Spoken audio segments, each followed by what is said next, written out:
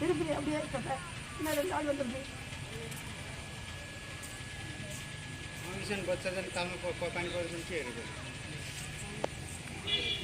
இந்த பிள்ளைய வச்சுக்கோங்க.